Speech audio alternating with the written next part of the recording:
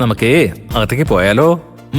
ദേ ഇതാണ് ഇനി നമ്മുടെ വീട് കേട്ടാ. മക്കള് വാ.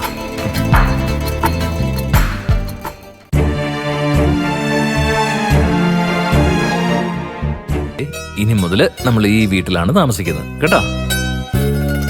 വാ വാ, രണ്ടുപേരും ഇവിടെ ഇരുന്നോട്ടോ.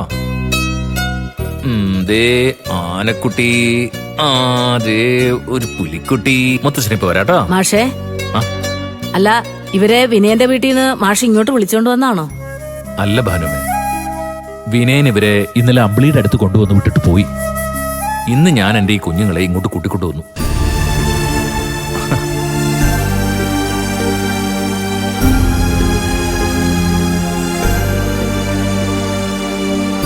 ഇനി കുറച്ചു ദിവസം ഇവരിവിടെ നിൽക്കട്ടെ, ഞാൻ നോക്കിക്കോളാം അവരെ. ഭാനുമ്മയുടെ സഹായം എനിക്കുണ്ടായാൽ മാത്രം മതി. അതിനെന്താ, മക്കൾക്ക് ഇവിടെ ഒരു കുറവും വരാതെ ഞാൻ നോക്കിക്കോളാം. പിന്നെ ആവശ്യമുള്ളത് മാഷ് എത്തിച്ചു തന്നാ മാത്രം മതി. അതൊക്കെ ഞാൻ ഏറ്റു.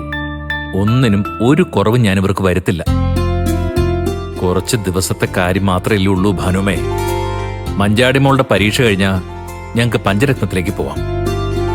പിന്നെ അവിടെ ആയിരിക്കും ഞങ്ങളുടെ ലോകം.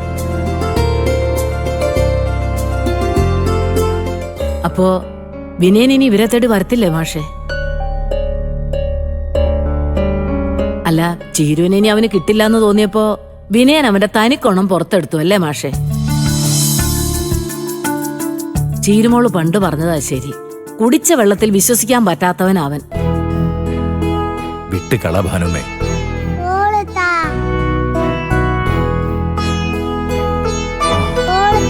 മക്കള് കളിച്ചോട്ടോ. പണ്ടേ ഈ മക്കളോട് അവന് വലിയ താല്പര്യമൊന്നുമില്ല. ഇഷ്ടമില്ലാത്തൊരു അച്ഛന്റെ കൂടെ പെങ്കൊച്ചുങ്ങൾ വളരാണ്ടിരിക്കുന്നത് തന്നെ നല്ലത്.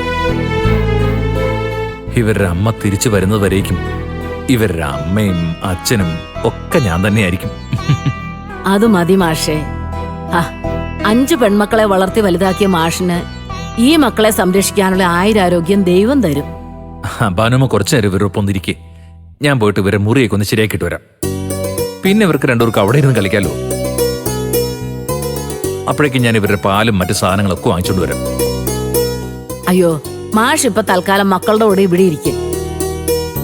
ആദ്യം ഇവിടെ ഇരിക്കുന്ന പാല് തിളപ്പിച്ച് ഞാൻ മക്കൾക്ക് കൊണ്ടു കൊടുക്കാം. മാഷിന് ഒരു ചായയും തരാം. നിങ്ങളത് കുടിക്കുമ്പോഴേക്കും മക്കളുടെ മുറി ഞാൻ അടിച്ചു തുടച്ച് വൃത്തിയാക്കി തരാം. അതുപോലെ. അല്ല ഭാനുമ്മ ഞങ്ങൾ കൂടുതൽ ബുദ്ധിമുട്ടിക്കുന്നത് ശരിയല്ലല്ലോ എന്ന് ഓർത്താ. ഓ, ഭാനുമ്മയ്ക്ക് അതിലൊന്നും ഒരു ബുദ്ധിമുട്ടും ഇല്ല മാഷേ. ഇതൊക്കെ ഒരു സുഹൃതമായിട്ടാണ് ഞാൻ കാണുന്നേ. അതെ, അമ്മൂമ്മ മക്കൾക്ക് പാല് തിളപ്പിച്ചോണ്ടും തരാം കേട്ടോ. അപ്പോഴേക്കും മുത്തച്ഛനും മക്കൾക്കും കൂടി ഇവിടെ നിന്ന് കളിക്കാട്ടോ.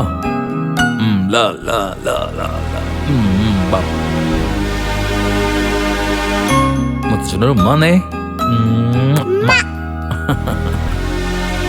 എന്റെ മക്കളെ ആര് കൈവിട്ടാലും ബാ ബാ ബാ, ദൈവം കൈവിടില്ല എന്റെ മക്കളെ. ആ ഒരു വിശ്വാസം നിങ്ങളുടെ മുത്തച്ഛനുണ്ട് കേട്ടോ.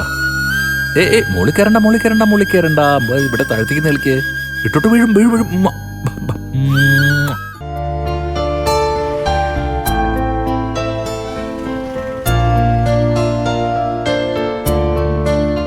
സത്യ, വിനയം വരുന്നുണ്ട്.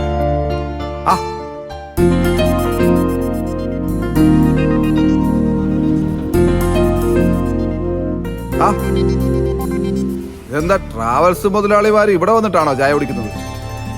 ഞാൻ വിചാരിച്ചു നിങ്ങൾ വല്ല 3 സ്റ്റാർ ഹോട്ടലോ ഒറ്റ ആയിരിക്കും.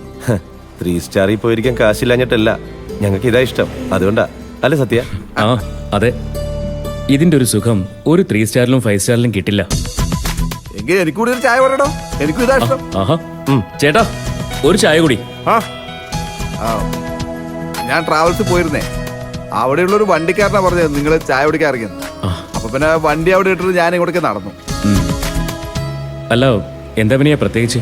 ഇന്ന് ഷോപ്പ് തുറന്നില്ലേ? അവിടെ ഒരു സ്റ്റാഫ് ഉണ്ടടാ, പിന്നെ മാമന് വന്നിരിക്കും. ഞാൻ CCTVയുടെ ഓർഡർ എടുക്കാൻ ഇറങ്ങിയതാ. അതെങ്ങനെ പോകുന്നു? ഇപ്പൊ എല്ലായിടത്തും CCTV ആണല്ലോ. നമുക്ക് ട്രാവൽസിന്റെ മുമ്പിൽ CCTV വെക്കണം സത്യ. വെക്കണം, കുറച്ച് കഴിയട്ടെ. ഫണ്ട് വേണ്ടേ? ഫണ്ടിന്റെ കാര്യമൊക്കെ അവിടെ നിൽക്കട്ടെ സത്യ, ഞാനല്ലേ വെക്കുന്നത്. കാശൊക്കെ നിന്റെ കയ്യിൽ ഉള്ളപ്പോ തന്നാ മതി. എനിക്ക് അത്യാവശ്യമായിട്ട് എവിടെയെങ്കിലും വർക്ക് ആരംഭിക്കണം. അല്ല അപ്പൊ ഇതുവരെ വർക്കൊന്നും തുടങ്ങിയില്ലേ?